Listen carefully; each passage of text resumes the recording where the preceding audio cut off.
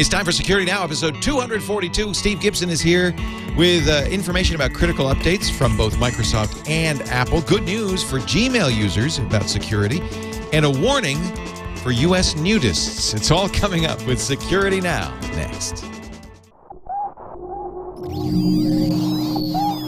Netcasts you love. From people you trust. This is Twit.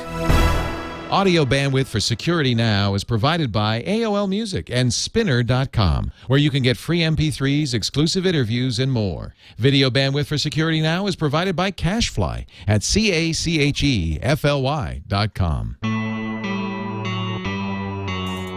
This is Security Now with Steve Gibson, episode 242 for April 1st, 2010. Your questions, Steve's answers, number 89. Security Now is brought to you by Go to Assist Express, the easy way to provide instant tech support to your customers remotely. Support smarter with Go to Assist Express. For a free 30-day trial, go to gotoassist.com/security. And by Audible.com. To download a free audiobook of your choice, go to audiblepodcast.com/securitynow.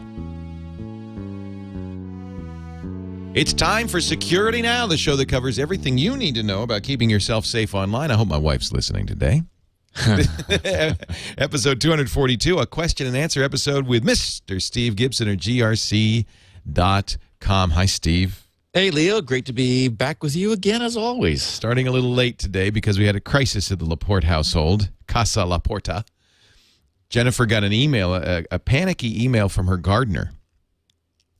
Saying he's actually building some raised beds for us. Really nice guy. We met with him, and he sent us a bid via email, and so they're in email contact. And the email came and said it was kind of puzzling because it was a little ungrammatical and strangely capitalized, and it was signed with his last name, not his first name, and it said that he was in England and he'd been robbed at gunpoint and he'd lost his passport and all his billfold and all his money, and could we please send him $3,279 to cover his hotel bill so he could come home.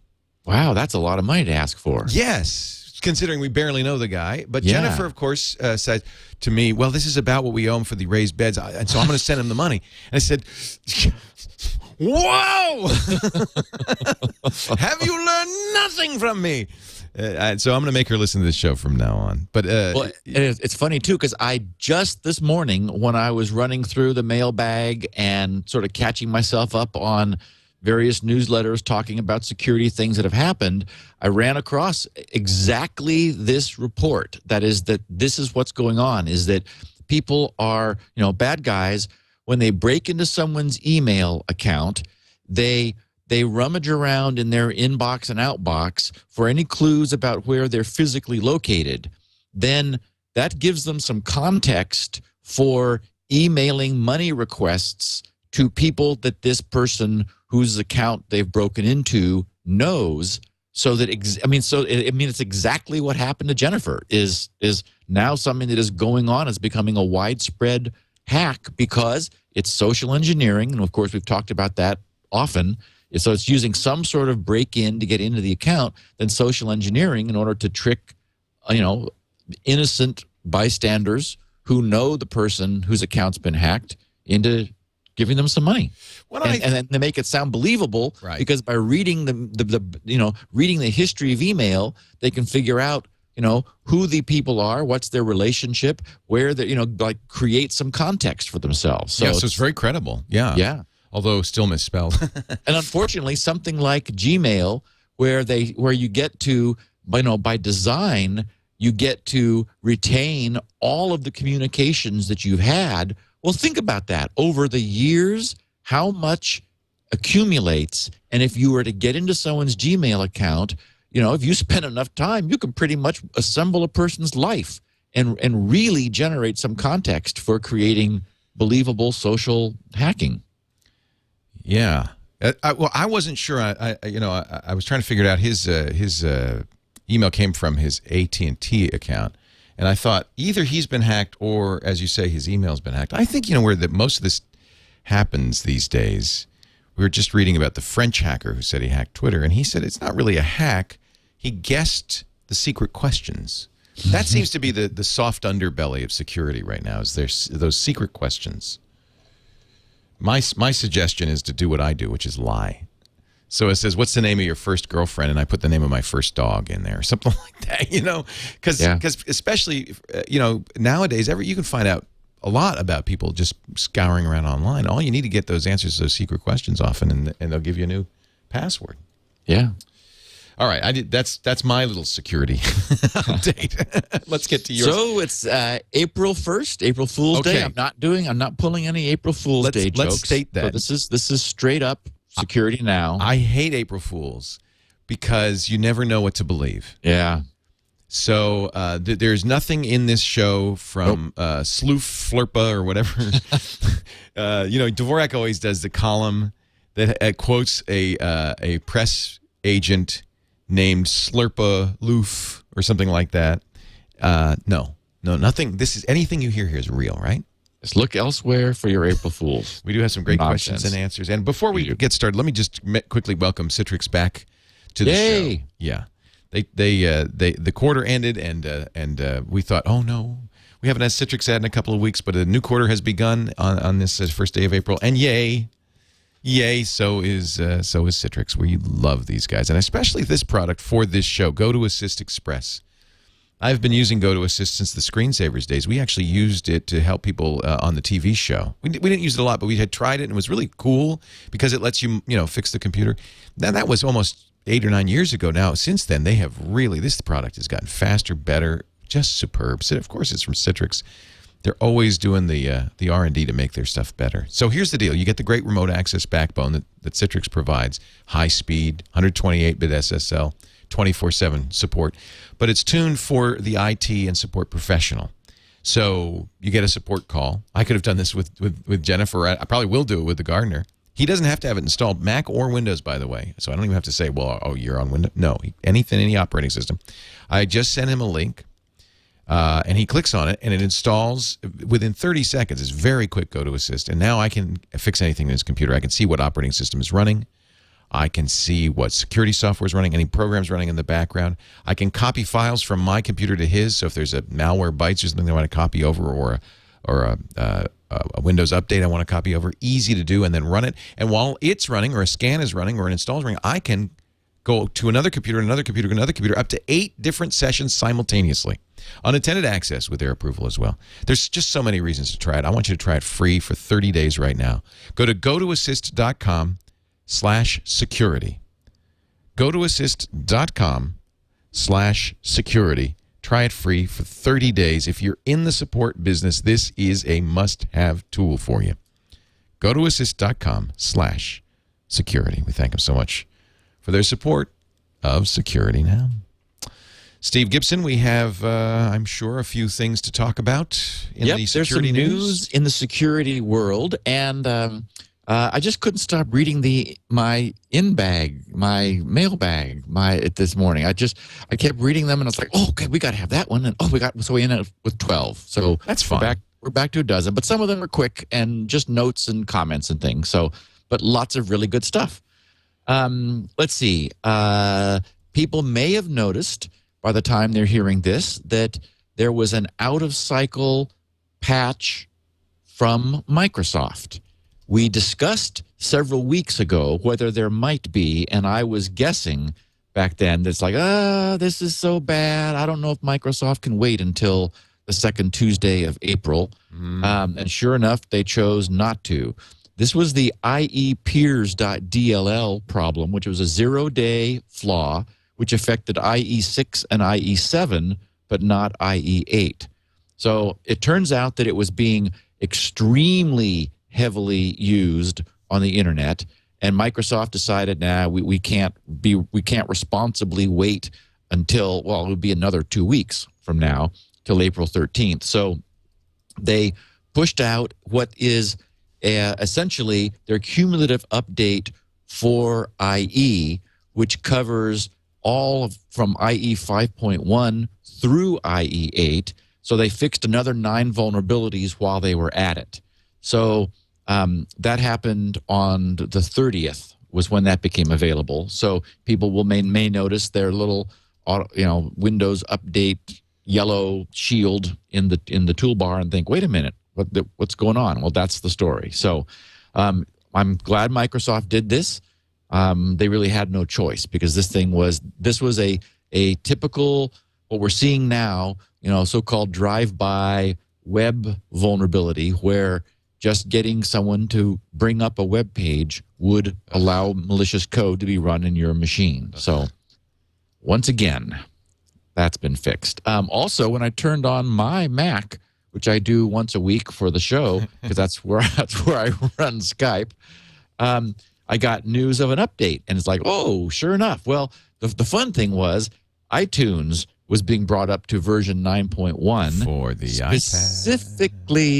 Specifically to sync with my forthcoming iPad, which currently seems to be stuck in Louisville.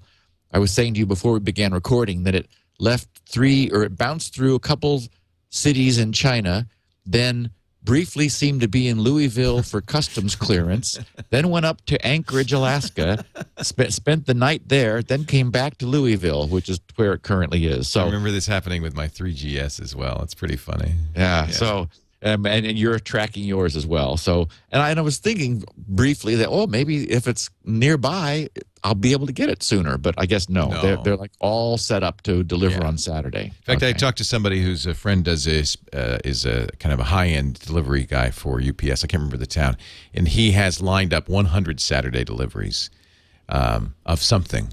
Wow. So, I think it's pretty. They do this all the time. If you look at your tracking, it will say exception or something like that, and held. And then it'll be, but it's funny because people get all freaked out thinking, oh no, this is something bad has happened because maybe you saw there was a news story saying a company had sued and asked the ITC to hold the iPad back. And that's not what's going on. This is normal. The Apple says to the UPS folks, hold this for Saturday delivery. Well, and it's good too that they're not, that they're ahead of the game in terms of delivery. Because how upset would we be, Leo, if it didn't actually come on Saturday? Yeah, no, exactly. It's like, wait a minute, I would have done store pickup if I didn't think I was really going to get it on Saturday. So what's fascinating is this whole drop ship from China thing. If you order a cable from Apple, you really don't even buy it from Apple. A third party makes it, delivers it, and ships it, and Apple never even sees it. And I think that this is kind of the very interesting kind of just-in-time way that we work nowadays. So it's not shipped from Apple. It's not shipped from an Apple store. It's shipped from the factory in Shenzhen, China. Yep, that's exactly where mine originated. Yeah. So also OS X got a big update. I mean, the iTunes update was 100 plus meg, like I think it was 101 megabytes for syncing with the iPad and also to support the new iBooks store. Both of those features. And OS X has now moved to 10.6.3. This was a big update. Yes, 436 megs. And as this thing was downloading, I was thinking, where would we all be if 436 megs wasn't just something we could casually do? It's like, oh, fine, update now. That's half a gig. It's like a whole new operating system. That's huge. It is the largest. I'm told now the most security patches Apple has ever shipped in history. I mean, by like order of 2. I mean, it's amazing. Yeah. Well, and they didn't patch little things. They said, "Oh, just give them a whole new one." Right. Yeah, easier to do that. Yeah, exactly. I also did want to mention, speaking of people getting their email accounts hacked, and specifically Google being a typical target. As of a couple days ago, Google has added a new feature to Gmail, which our users and our listeners may want to look out for. If you log into your Gmail box and notice a red bar, sort of a banner running across the top of your inbox, that's a new feature where Google will alert you to what it considers might be suspicious activity on your account. From the Google blog talking about this, they said, now, I'm quoting, now, if it looks like something unusual is going on with your account, we'll alert you by posting a warning message saying, warning, we believe your account was last accessed from ... along, well, I'm going to fill that in, along with the geographic region that we can best associate with the access. Clicking through that banner, and there's like a link as part of it, will deliver a log of your prior logon dates, times, and IP addresses. So, and apparently, further elsewhere I was reading that essentially their logic is if you log in from one country and then a few hours later log in from another, where it's unlikely that you've actually, made the journey in that period of time, they'll say, okay, hold on a second. And maybe, and I imagine that's a relatively lax period of time. Basically, if you appear to be country hopping, they'll just say, are you really? Or, is this something bad? So that's a nice feature. I'm glad that they've added that. And I think it's the kind of thing I was thinking, well, how many users are going to understand how to, like what this log means of their prior logons? Well, certainly our listeners will. Oh, yeah. And getting a list of IP addresses would be very cool. So I think that'll be a nice feature. And you can log that other machine out, which I think is nice. Uh-huh. You can say, I don't know who that is, but get them off my... Well, and then you're immediately going to want to change your username and password and so forth, making sure that there's nothing evil in your machine that might be watching you do that. I think this is so great. This is just brilliant. I'm so glad they're doing this. It's being proactive, which I think is really good. And there was an interesting study by an outfit we've talked about a couple times, an outfit called Beyond Trust. They did a study to look at to retrospectively look at what admin rights would have done for Windows 7 since it had been created in the past. They determined that of the 190 vulnerabilities published by Microsoft last year in 2009, restricting administrator rights for users.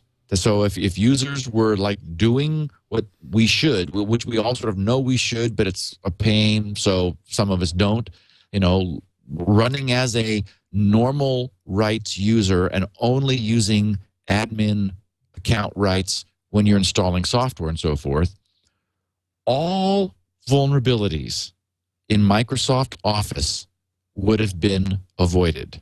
Whoa. All vulnerabilities in IE8 would have been avoided. 94% of all vulnerabilities in all other versions of IE would have been prevented. It's kind of amazing. I know. And 64% of all other Windows vulnerabilities. So would have been bypassed, would have not been a problem. Jeez. So, I'm thinking, okay, it's annoying to do that, but boy, what a benefit. So I would say, especially to people who, for whatever reason, have a history of getting themselves infected. Like Jennifer and my mom. Yeah, exactly. Frankly, we've spoken, you and I, Leo, we're very careful, knock on wood.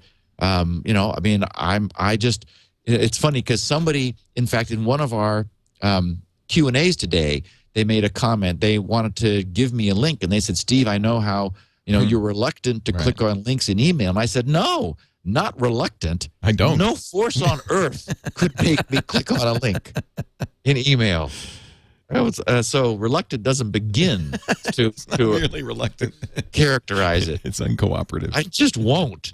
I can't think of a good reason to ever to do that. So let me ask you this though, because it was my understanding, we've kind of gone back and forth on this, that in current versions of OS 10 and Windows 7, that even if you're an administrative user, you still have to kind of explicitly say, I want to do this.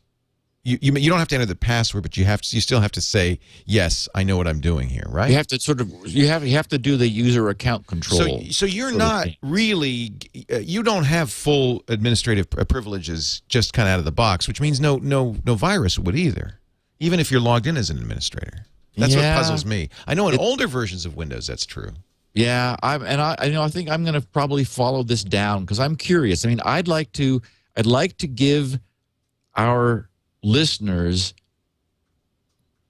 a solid understanding of what this means because because I had been saying all along, be a limited user. Do not be a full user. You'll be safer. Yes, it's a pain. You have to. But then it was my understanding that the new, like starting with Vista, I think, and OS 10. Well, and remember, because the way Vista worked was when you logged in, you were given a pair of accounts. There was actually a dual login.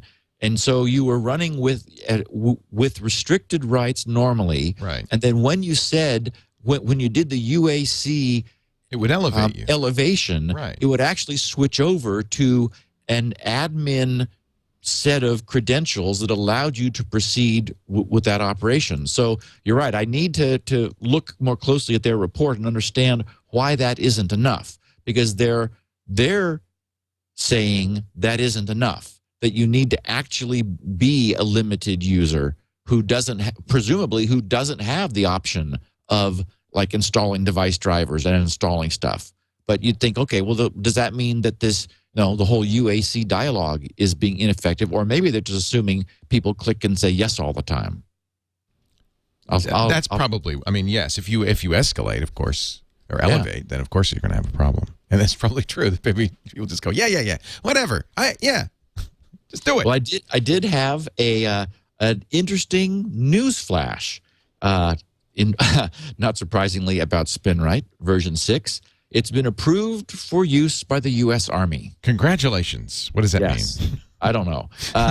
John Galliano, looks like, I think that's how I would say his name. He said, Steve, thank you for your wonderful product, Spinrite.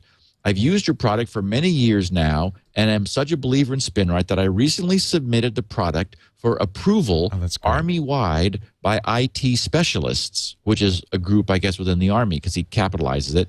He says, it passed a tough evaluation with ease. I look forward to purchasing 4 copies for my unit's use. So he'd be getting a site license by purchasing 4 copies. He says, thanks to you and Leo Laporte for your 5 wonderful years of Security Now. Your netcast is by far, hands down, the best one out there. Congratulations on the award. Yay. So that's very cool.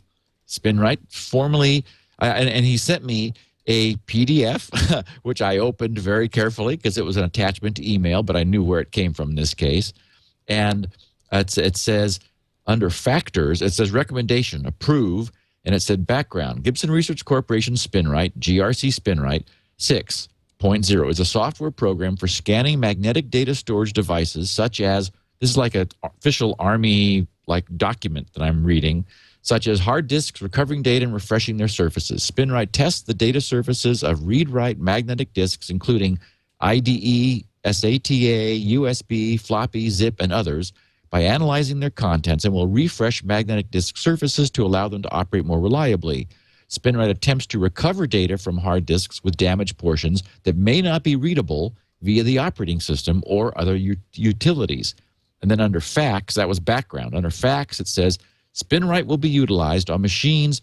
Now, I don't know really what this means, but it says not connected to the land war net to aid in the troubleshooting, repair of hard drives, and recovery of data from failed hard drives. Wow.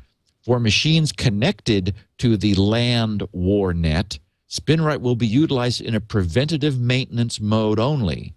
So, of course, that's good because you could run Spinrite on those drives to keep them from failing, which Spinrite really does a good job at. And then whatever the land war net is, I guess they take the machine off of that if they want to run Spinrite in a post-failure data recovery, bring the drive back to life mode. So anyway, that's very cool. We're going to take a little break. Then we have 12 questions. Some great stuff, too, in here Yes. from you, the listeners to this show, and viewers, too, by the way. Steve, starting with this week, we're going to have video of this show available on iTunes and on YouTube. So people who want to watch Steve gesticulate can do so. Every once in a while, I know you're not watching the video, but every once in a while, your hands get really big as you gesticulate. Oh, like I go like in front of the camera? Exactly, and it's wonderful. It's just hysterical. So if you have never seen Steve work, and people do tell me, I mean, you would say this is a classic example of a Talking Heads program where there's no visuals, but people say it really is easier to understand when they're watching you. There's just something, it's like real communication. It's like talking with somebody. And so if you haven't watched the video, give it a try. It is on iTunes. You can subscribe in our Twit artist page, and also the Zune store. It's there, the Zune Marketplace, and on YouTube as well. If you're not getting sufficient value from your 5 megabit download speed, this will really suck up you a new way to. Exactly. Yeah, I think that they average about 300 or 400 megabytes. Punish your ISP for giving you that deal. It's about as big as the Apple update. But that's exactly why people no longer care. It's just become transparent to people, I think. Hey, let's talk a little bit about Audible.com. Actually, if you have a lot of bandwidth, Audible has a special version of their books, super high quality, CD quality. They call it enhanced.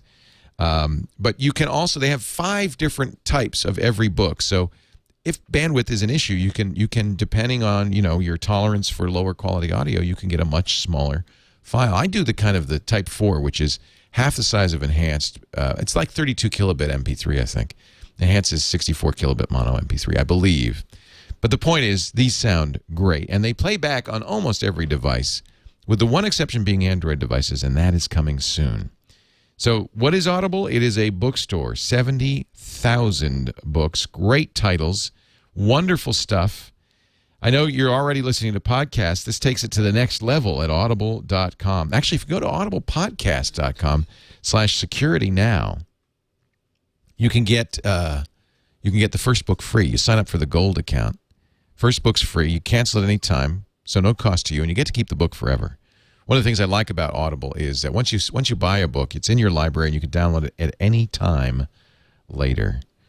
Just looking at Shackleton's Way. What a great story this is. Ernest Shackleton, who tried to get to the Antarctic. Their ship got stuck 1,200 miles from civilization, and they basically walked back. Rode a little bit, walked a little bit. It is an amazing story, and this is a new version of the story by an expert on Shackleton, Margaret Morell, and Stephanie Caparel, who is a Wall Street Journal leadership expert. And so this is a focus on this is kind of the leadership lessons of Ernest Shackleton, how he got his men under unbelievably difficult conditions to pull together and saved them all.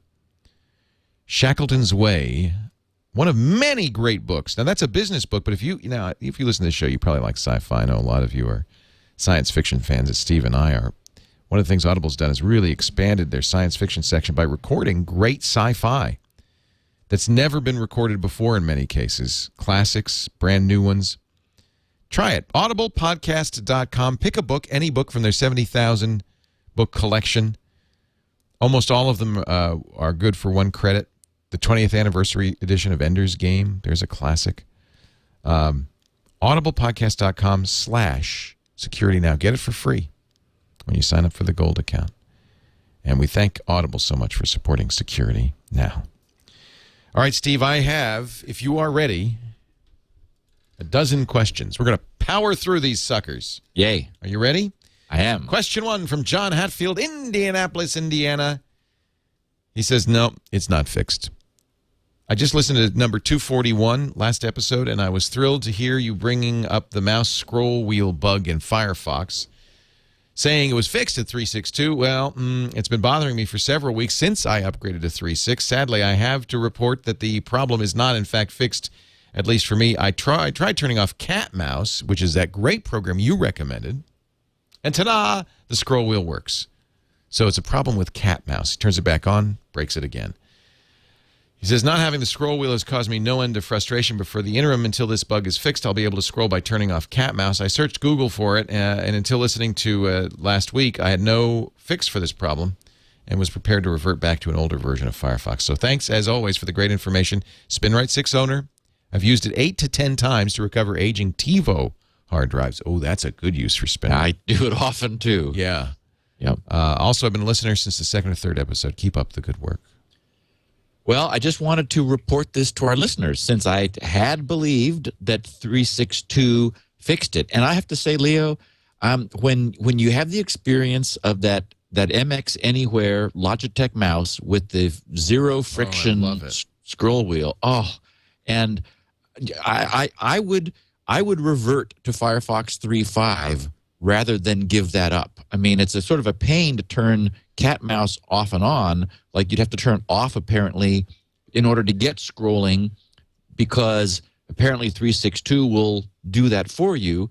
Although you'd probably have to, the cool thing about cat mouse, just to remind people, is that it sends scroll messages to the window your cursor is over, which is different than the window that is activated, as Microsoft calls it. The topmost window, the one that's kind of lit up with the title bar emphasized.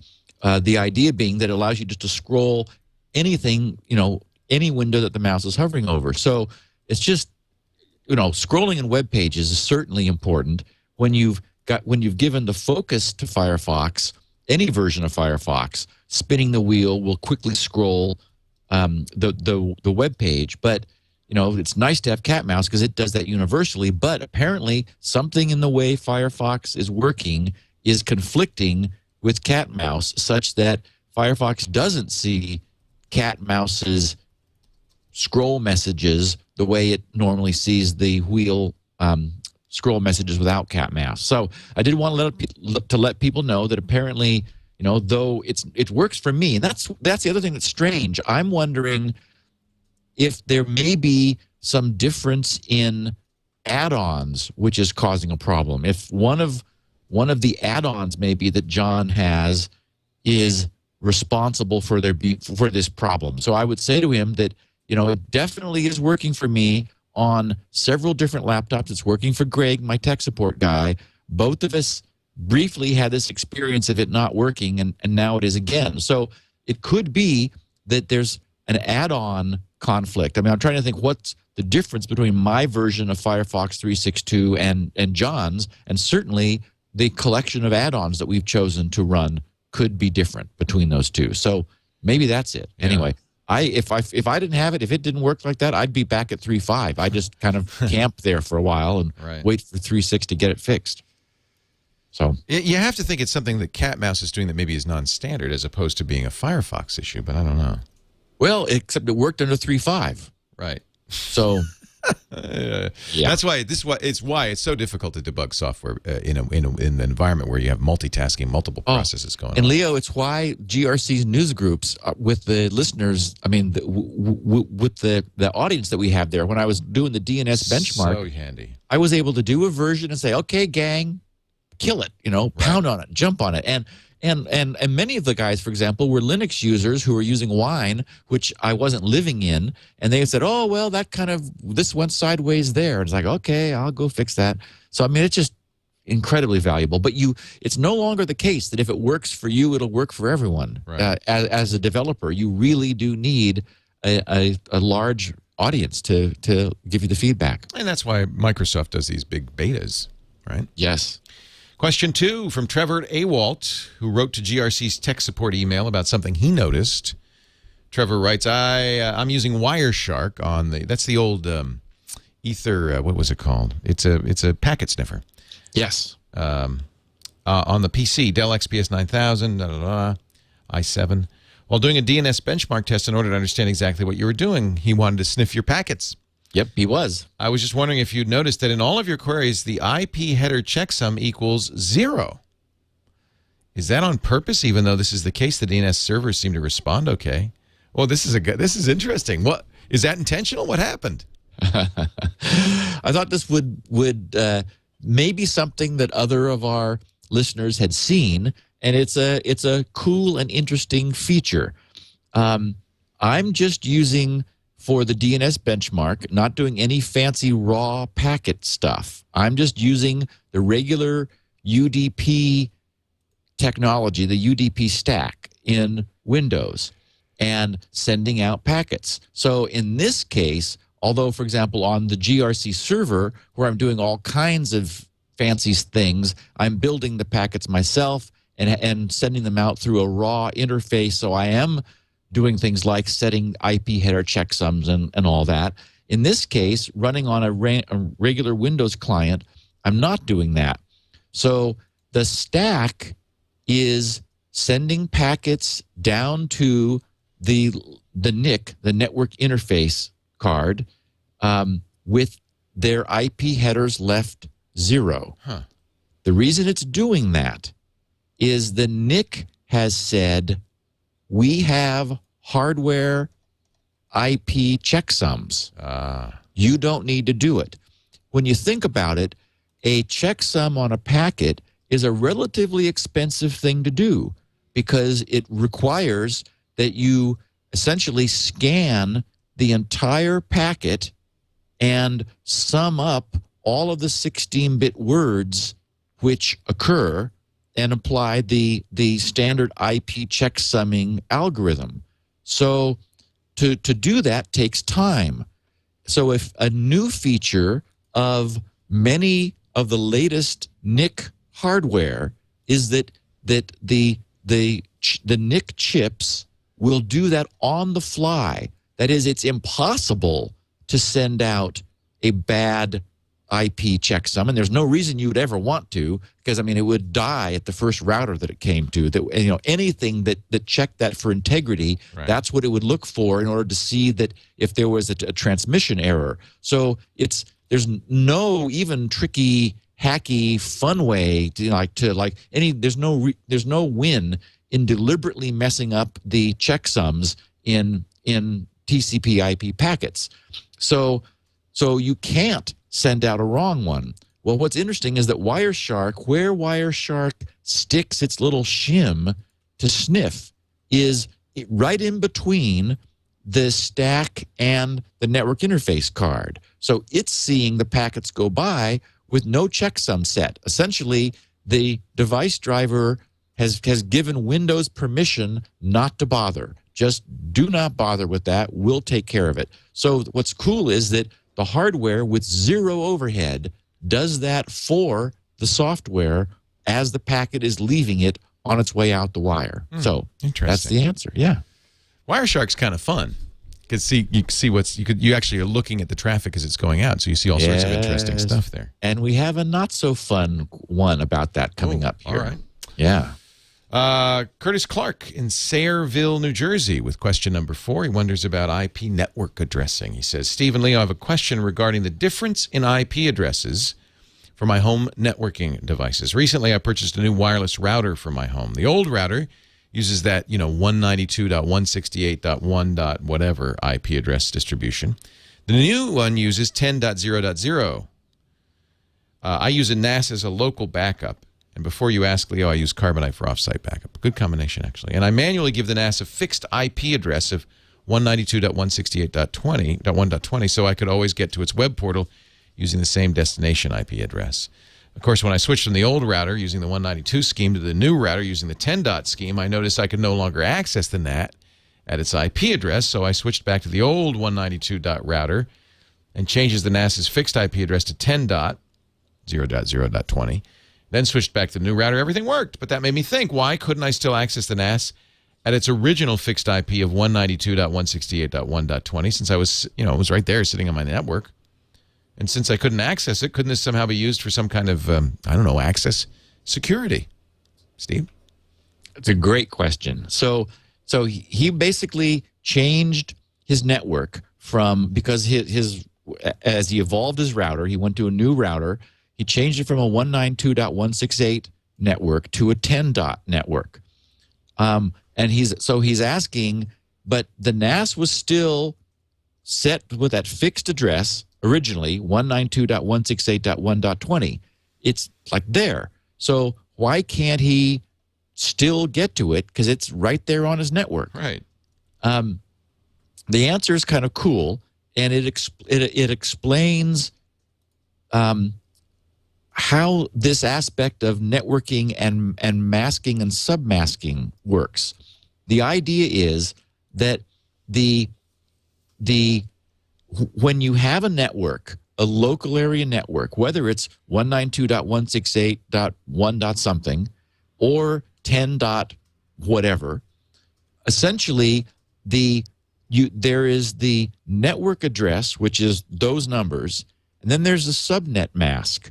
What the subnet mask does is it specifies which IP addresses are on that local network, and any that are not are assumed to be somewhere else. They're not on the local network. They're elsewhere.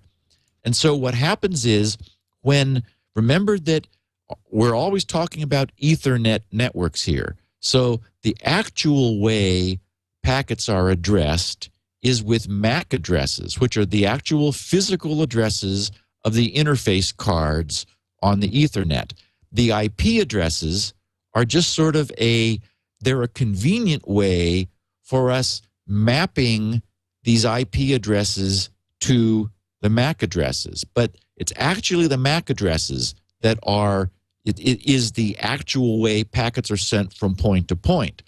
So what happens is when he was at his computer, which was now in a 10 dot network, where anything beginning with 10 was regarded as on the local area network.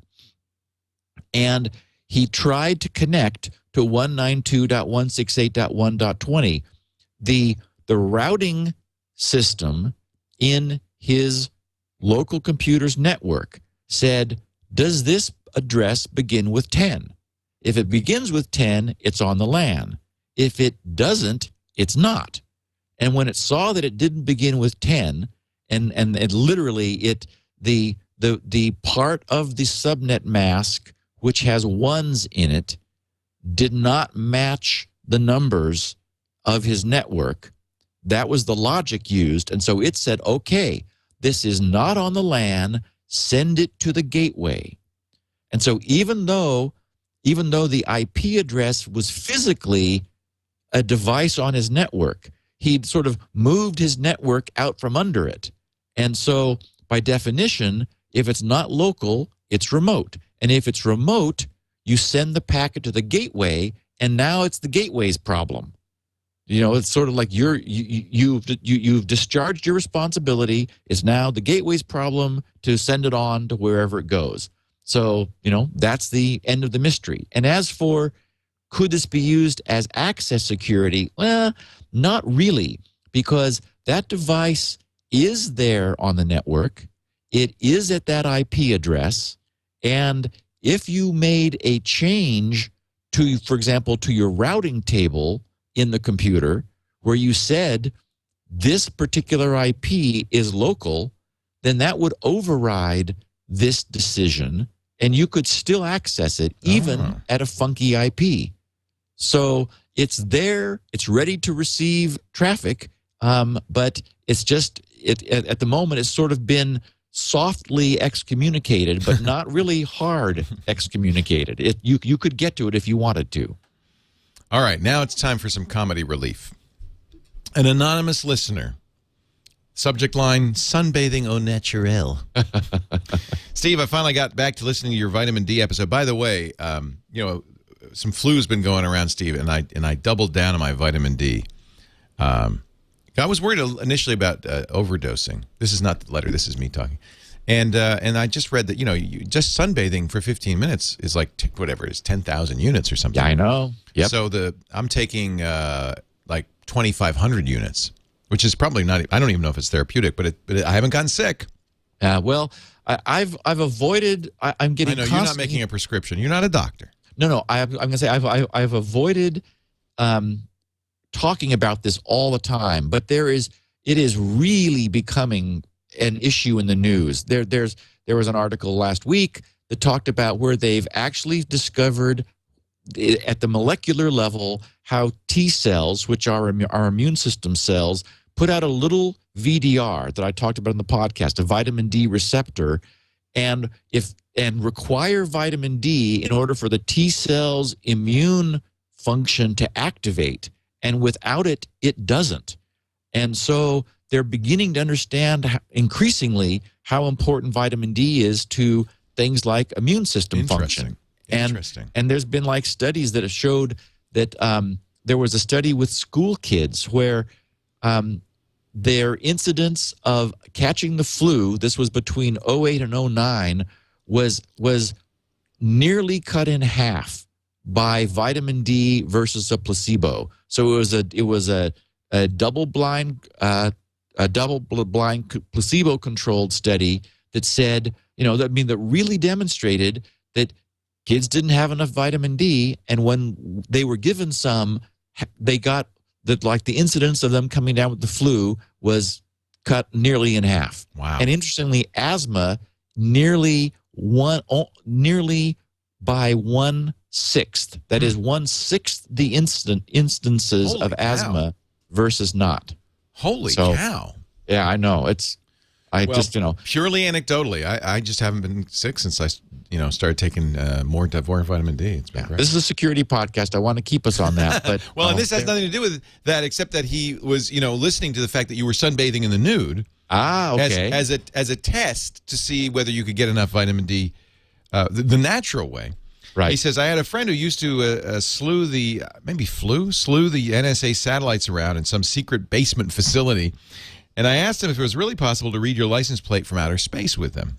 He laughed out loud and told me, number 8 font. He said you could look over someone's shoulder and tell what he was reading in a newspaper. They could read down to a font size of 8 points. He said, this was 15 years ago. Wow. So being aware of the surveillance laws, I asked, do you guys turn this off when the satellites pass over the U.S.? He said, no. In fact, he said, they knew the location of most of the nudist camps in the country. Sunbathing au naturel has never been the same since. Just a word of warning. Yeah, Big Brother may be watching, but he probably doesn't want to see what he does. Yeah, exactly. Exactly. Yeah. I wouldn't worry about it. Yeah, the nudist camps that I've, been aware of anecdotally, never been to one, but I've, they don't look like places where one gets very excited about going there. No. Here's question 5. Peter Barsson in Sweden says he wants to talk about disposal mail. Steve and Leo, thanks for security now and the information you give us. It helps to be safer on the internet. Love the show. And for Leo's sake, if you decide to share this, yada, yada, yada. This was just kind of what I always say, etc. Rush Limbaugh, that's why he created the ditto heads. It's just like, just say ditto, okay? Because mega dittos. Because people just kept saying the same thing over and over. So just say ditto from now on. Anyway, I was thinking about how annoying it is to have to supply an email when you just want to get past a point for getting to the next step in the process, whatever it is you want to do on the net. I discovered disposamail.com. disposamail.com. As I know you don't like to click on links in emails, just Google it. Huh. See? Yeah, I won't click. Yep. I won't click. Don't ask me. He says, I think it's a really nice solution for just getting past these steps. Furthermore, if you want to get a unique disposable email address, you could just use the GRC password generator, which is awesome. The only thing I'm missing for the disposal mail solution is HTTPS. Thought it might be fun for you to know that I follow the TNO-ESG rule. That is, trust no one except Steve Gibson. Keep the invaluable work up that you and Leo do. Regards, Peter in Sweden. Now, that's a neat thing. Dispose of mail. Okay, now this is really sort of odd, but interesting. So, yes, dispose a mail, disposeamail.com. Now, what it is, okay, I'm intrigued by it, but I'm a little frightened by it, too. It is just a galactic email recipient that you don't even have to tell it ahead of time. You don't create an account. You don't log on. You don't identify yourself. Nothing. All you do is, if you are at some random, download site or account creation nonsense, I hate that. I mean, when I built GRC's e-commerce system, I said, I am not going to ask people who want to buy Spinrite first, you must create an account with GRC. It's like, the things that drive me nuts, I'm not going to ask my own customers to do. That's just bogus. But, I'm sure we're always, I know I'm always having to give an email address for something where I'm never going to go back there. I'm afraid that they're going to send me an email loop confirmation because they're trying to, harvest email addresses from people, even though I don't want them to do that. So it's like, okay. So wherever you happen to be at one of these sites, you just make something up. I mean, on the spur of the moment. It could just be test. It could be hi mom, anything at disposamail.com. So that site sends email, confirmation, follow-up, click-through loop, whatever it is. It sends it to disposamail.com. Disposamail.com accepts anything from anywhere. It doesn't care. Right. So, and I think, my God, how do they handle spam?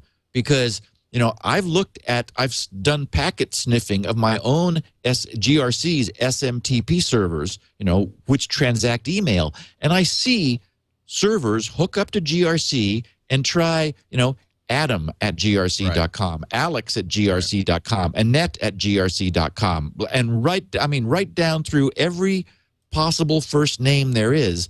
And in fact, I created a temporary email address that I realized in order to purchase the iPad, doing exactly this same thing, what we're talking about, and I got spam on it because it wasn't bizarre enough. So this quacky Disposamail, it must just be accepting all the spam that's ever been sent to it, or maybe they do some good RBL stuff, blacklisting SMTP sources so they're not getting too much. So the point is, you go to Disposamail and put in like test. All you get is a simple little form. It says, what email address would you like to check on stuff from? And so you put in hi mom or whatever. And if they've ever received any email addressed to hi mom at disposamail.com, including everyone else's. Yeah, so it'd probably be a good idea not to use something obvious. Correct. So, and I did. I just use spam and look at all the. Try test. Test, I think, has like a nice little set of maybe about 12 things. Yeah. And so it doesn't even check to see if it's you or anything. You're just looking for what did you get with that email address lately. Yes.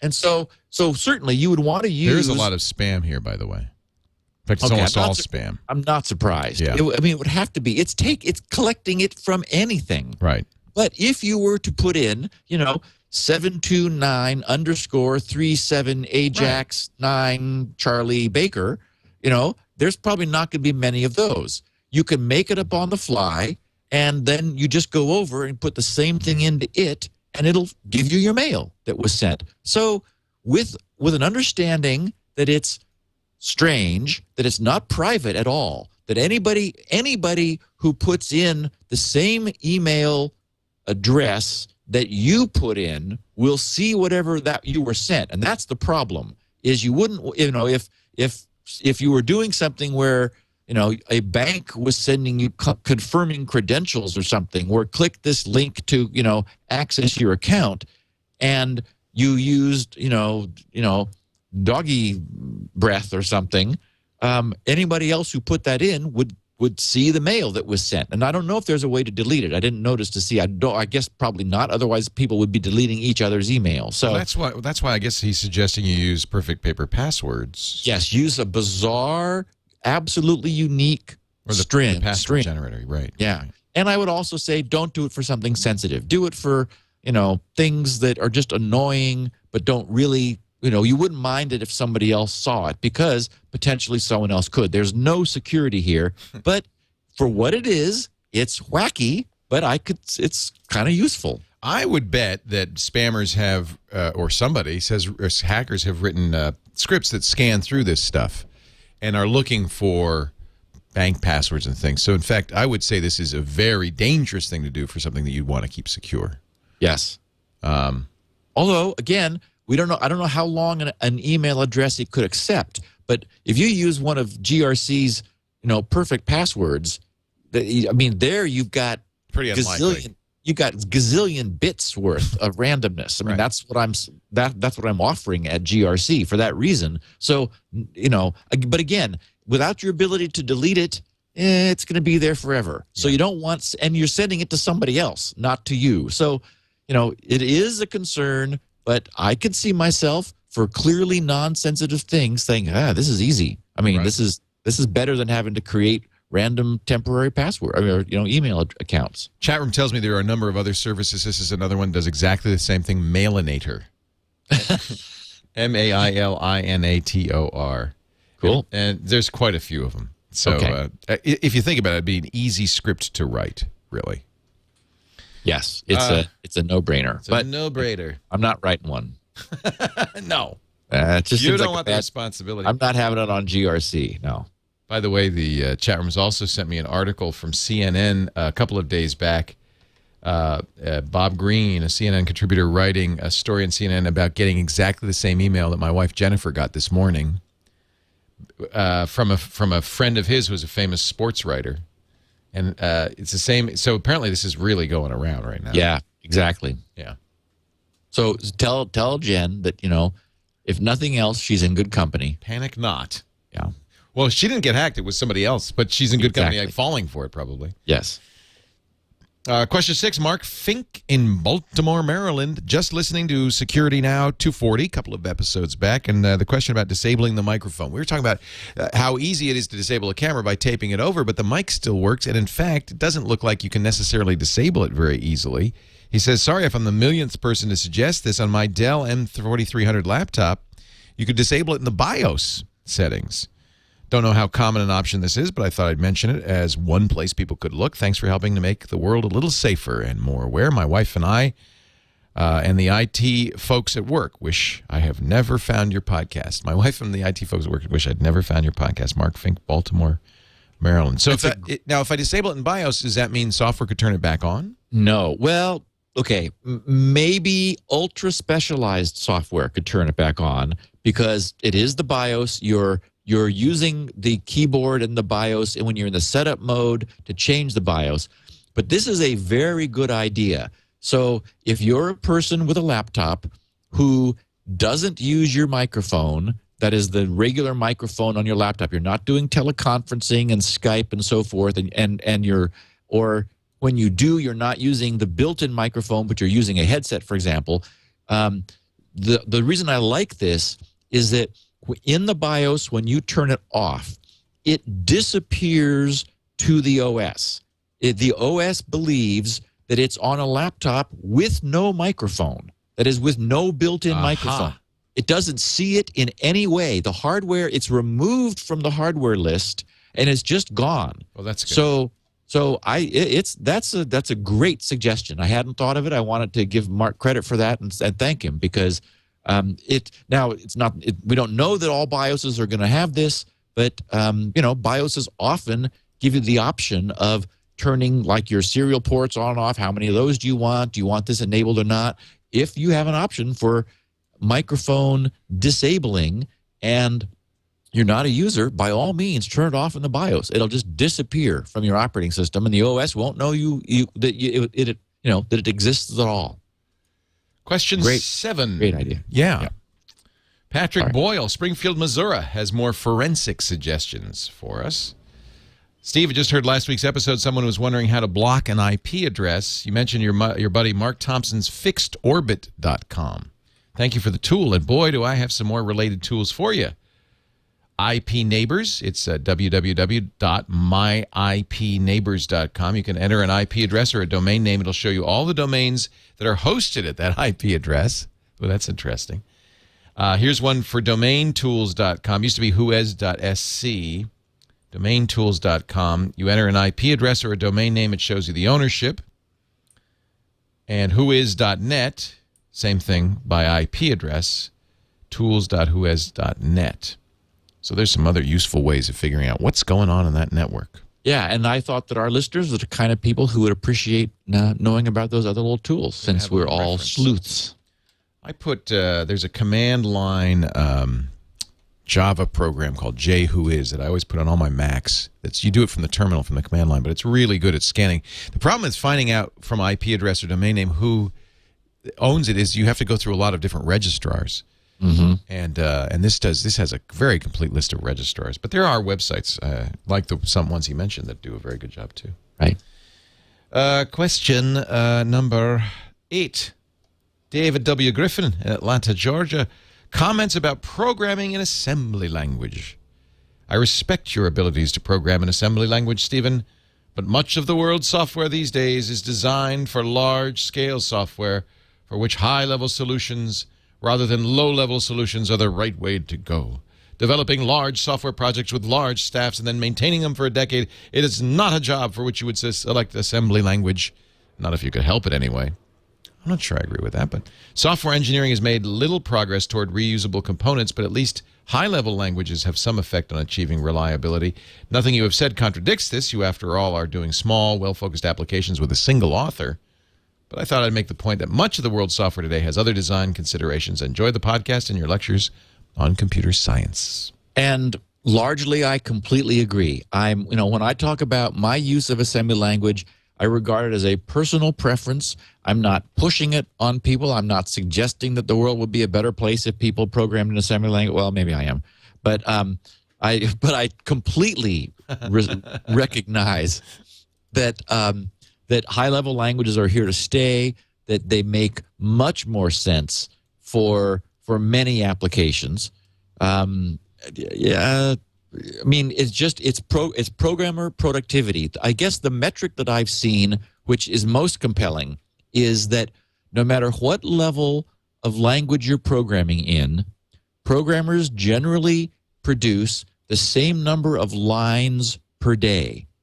So if a high-level language line of code does much more than an assembly language line of code, and both programmers are going to be equally productive when measured in lines of code, then it's clear that more functionality is being written per day by someone whose lines of code do more per line because they're using a high-level language.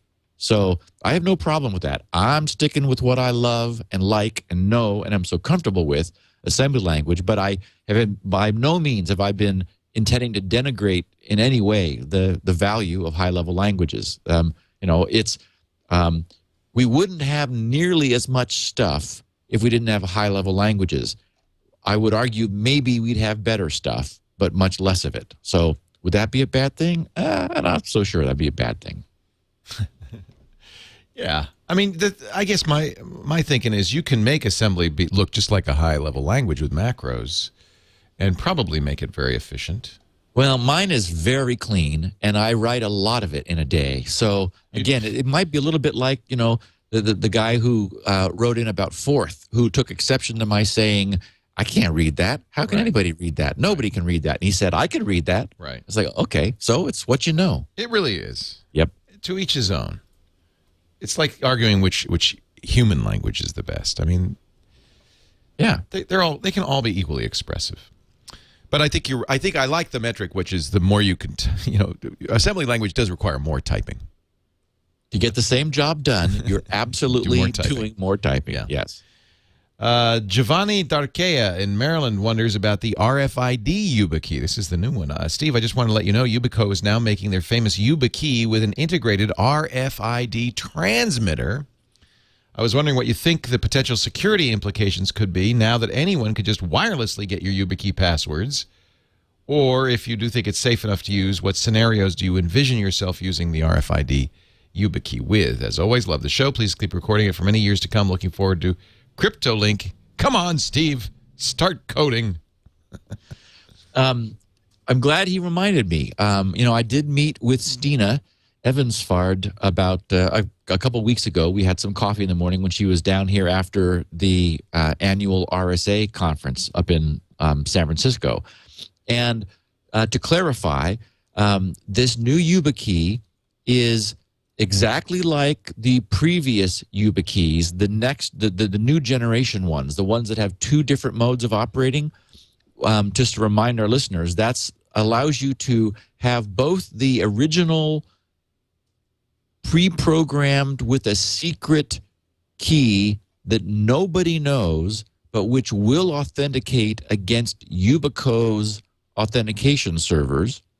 And you can also have it's like a second channel. You can also touch it differently, and it will generate a whole second channel where you can put a fixed password of your own. You can put also make it a one-time password. They now support the standard oath style authentication, which is the same thing which the VeriSign tokens and other things use. It's less resolution in terms of the digits it's producing, but it's an industry standard, so they've gone that way. So that's the non-RFID version of their current sort of second generation YubiKey.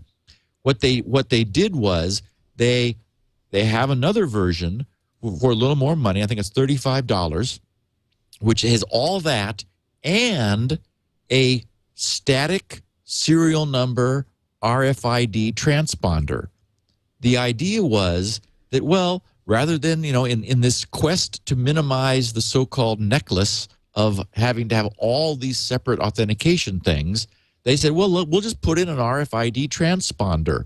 So if something pings us, we'll respond with an RFID standard token, which is fixed. It's not variable. It's always the same. It simply identifies that particular YubiKey out of the world of them and out of the world of other RFID things. There's a registrar that you use, very much like you do with MAC addresses, so you don't have to worry about them having collisions. And so the concept was, if your corporation used RFID like door keys, you could register your YubiKeys RFID ID with your company's door security, in which case you wouldn't have to have a separate RFID dongle to get into the building. You just use your YubiKey, waving it rather than using it in the normal USB mode, which we all know the YubiKey uses. So it's just a cool little additional feature, not much money, and they thought, well, why not toss it in? I mean, in no way, it doesn't interact with the YubiKey functionality. It's just a separate, it's like a third channel that says, this is my ID. Now, if you don't want that, don't use that YubiKey. If you do, if that would be useful to you, they've got that too. Way to go, Stina. They're amazing. Yeah, what a they're great doing company. a great job. Yeah. All right, now we get into some special questions. Our final three great things. Three great things. Starting with the great warning of the week. Subject, yes, it matters, from Brian in Raleigh, North Carolina. Steve, in case anyone dismisses your continual warnings of ARP, poisoning, and man-in-the-middle attacks in public spaces as improbable, I'd like to pass along a report from a friend who says he witnessed someone using the EtherCap networking sniffing tool in a local coffee shop this morning. It does happen. It's well worth protecting yourself from it. Thanks for a very informative podcast. Yeah, it's actually EtherCap. Oh, EtherCap. ETTERCAP. Okay. It's hosted over on SourceForge, and the people are proud of what they've created. It's ethercap.sourceforge.net. They're announcing that 0.7.3 is now released, and their short description of EtherCap, which was being used in this coffee shop this morning, it reads, EtherCap is a suite for man-in-the-middle attacks on LAN. It features sniffing of live connections, content filtering on the fly, and many other interesting tricks. It supports active and passive dissection of many protocols, even ciphered ones, and includes many features for network and host analysis. So one of the many things it does, for example, is catch usernames and passwords in email logons and unsecured web logons, like automatically for you. And I don't know that the person wasn't doing anything more advanced than that, but even that, remember that, for the longest time, Gmail logons were not secure unless you deliberately used HTTPS initially in order to connect up to Google. and then you dropped back out of security. And most, I would say today, most standard SMTP and POP logons, where you log on to your server to get your mail, are still being sent over port 110 for POP, and it's not secure. So somebody sitting in a coffee shop running Ettercap may very well be harvesting email logon credentials. I mean, for example, this is exactly how you start the exploit that got Jennifer, Leo. This is how you do it. Right. This guy collects these logon credentials. Maybe he's selling them, or maybe he's using them himself. So that allows you to log onto somebody else's POP account and browse through their email, learn about them, and then send email asking for money from the people they know. I mean, this is how it starts. And this was happening in a coffee shop this morning. Yeah, I mean, it happens all the time. Randall Schwartz used to do that on the cruise ships. He would say, "Is this your password?" He'd come up to people because people were on the Wi-Fi, unencrypted, and he said, "You just sent your password in the clear." And I think, in a way, that's the worst making thing. friends wherever he goes. Randall. Oh, okay.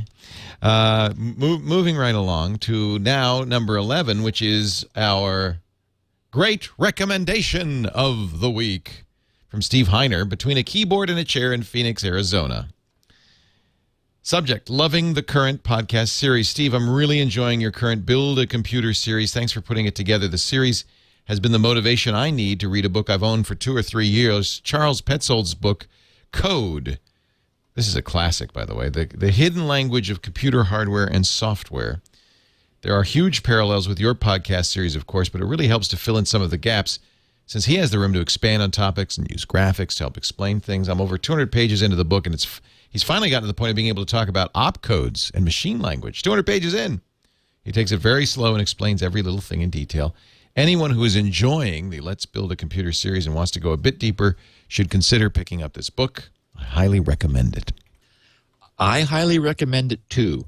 First of all, Charles Petzold is a tremendous technical writer. He is the guy who taught me Windows. Oh, you're kidding. It's Charles Petzold's classic book, Programming Windows, Right.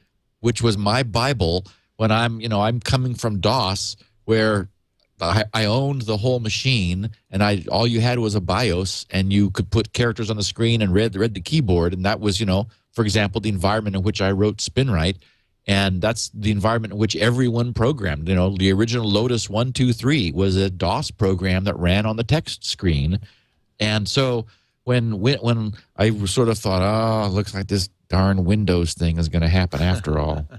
I kept waiting for it to die, but, No. it just didn't die. And I thought, and then for a while I would only fire up Windows in order to run Designer, Micrographics Designer, which was like a fantastic graphics drawing tool, but everything else was better still in DOS. And then, then Word kind of happened, and I thought, I guess I'm going to have to learn this newfangled thing.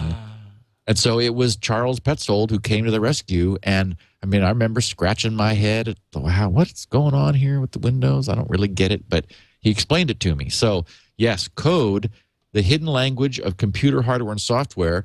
I really like Steve's recommendation. It's a great one. For anyone who's enjoying this series, Charles, as Steve says, takes it very slow, and you'll really understand this stuff. He wrote for PC Magazine? I know that. Yep. Yeah. Yep. Oh, yeah. He wrote for PC Magazine for decades. Right. Forever. Yeah. He's great guy. He's top notch. Yep.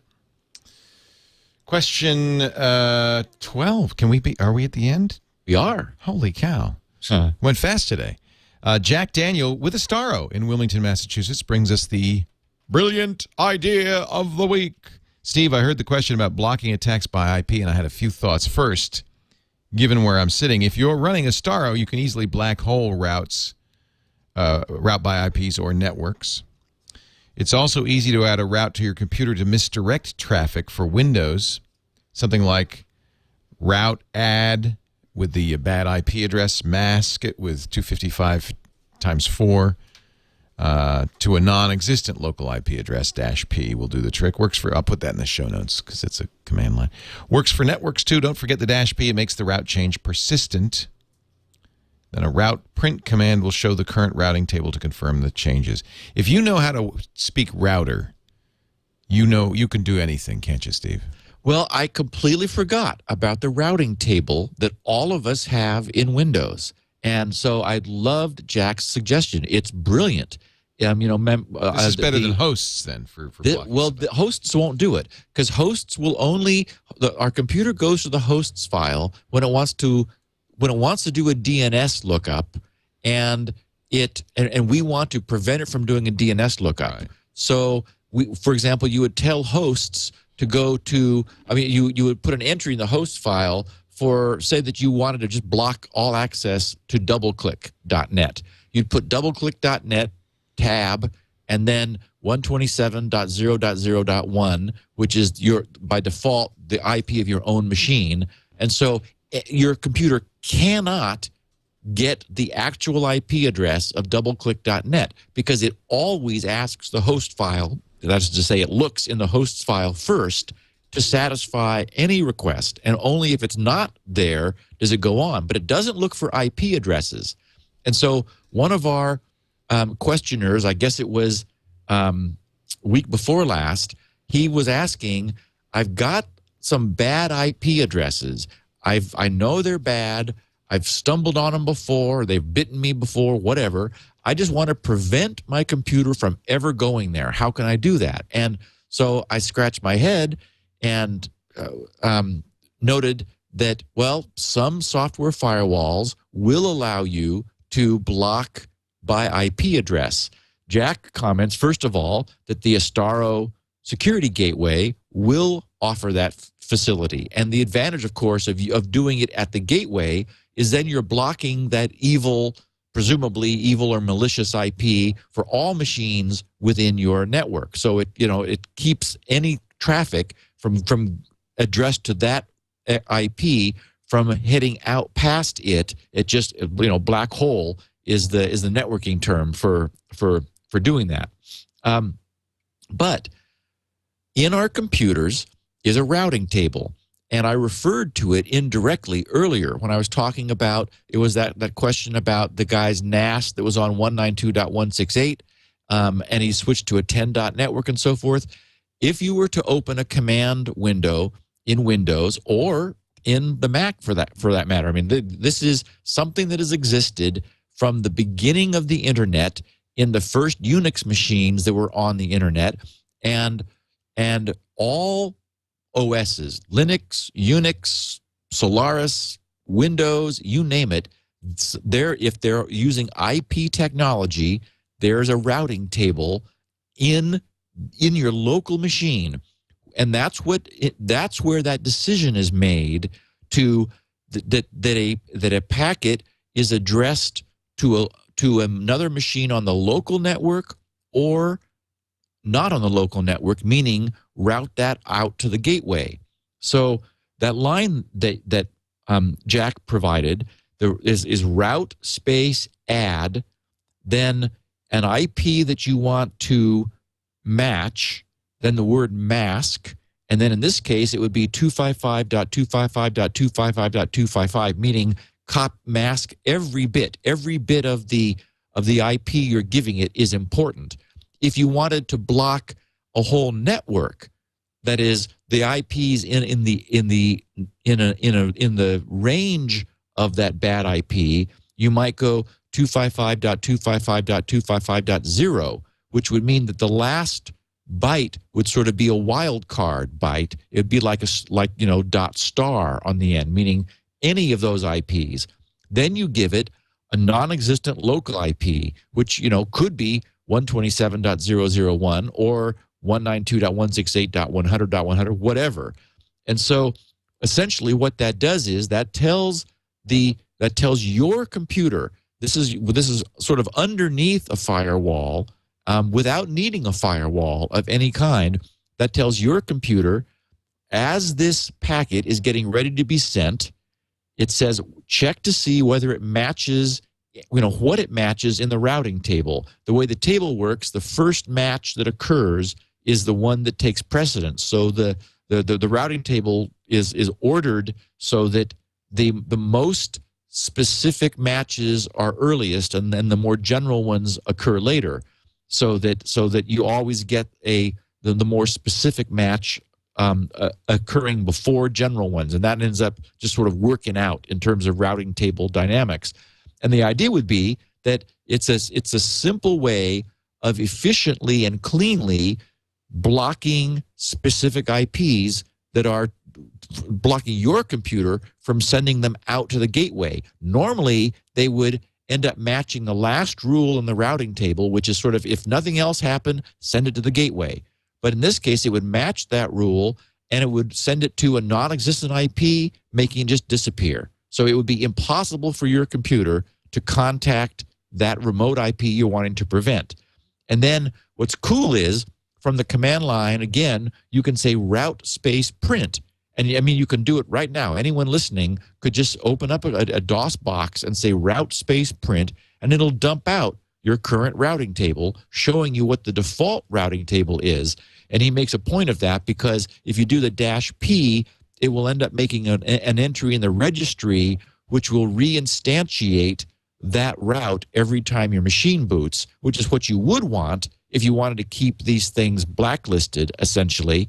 But you'd have to remember that, you had done that, because it's a very powerful mechanism. And I mean, I could imagine scratching my head for days if someone said to my, brought me to a computer and said, Steve, everything works except I can't go to Google. Nothing I do lets me go to Google. And we'd look in the hosts file and there'd be nothing there. And we'd look and he wouldn't have a firewall. Everything would be fine. And I would maybe I'd think to sniff traffic and go, oh, look what's happening. The packet's going to the twilight zone, and that might lead me back to the routing table. But, I mean, it's a kind of a cool, very stealthy way to make some changes deep in Windows that most people don't even know about or don't even think about. Yeah. And it's all built in. It's in there. It's in there. Wow, these are great questions and some great tips. I had to stop myself at 12, Leo. I thought, oh, come on. Well, we whizzed through them, so that's fine. Yeah. You can find more about Steve and all of his great software at grc.com, the Gibson Research Corporation. That's where you'll find Spinrite, everybody's favorite hard drive maintenance and recovery utility, but also lots of freebies like Wizmo and Shields Up, which is very famous for testing routers. You can also find 16 kilobit versions of the show there, as well as the full quality versions, transcriptions, and show notes. It's all at grc.com. If you'd like to ask a question for our next Q&A segment in a couple of episodes, you can go to grc.com/feedback. And Steve, we will see you next week. Do you know what you're going to talk about yet, or is it going to be a surprise? Well, I'm glad you asked. We were going to be talking about, we'd been planned to talk about the multiverse, multi-threading, multitasking, multi-core, multi-everything. But we can't. Why not? Something has come up. Oh, my. And it's always the case that, we will give precedence to things that are important that have come up. It has, and many of our listeners were writing to me about this well after I had learned about it. And so rest assured, I know all about it. I'm not going to do an I told you so, but it turns out there's a problem with so many certificate authorities being trusted by our browsers. Oh, boy. There is evidence that some governments have been legally compelling trusted certificate authorities to issue bogus website certificates specifically to allow them to spy. Oh, dear. So we need to talk about how this is happening, the mechanisms, how we can detect it, and what to do about it. But if there's an 18-page academic paper that we'll link to next week, and as I'm reading through it, I mean, I could have written part of it, because at one point it says, and it's like bemoaning the huge number of authorities which are now trusted certificate authorities in our browsers. And remember, I used to joke about the Hong Kong Post Office, not meaning to pick on them, but it's like, why does my browser trust anything they do?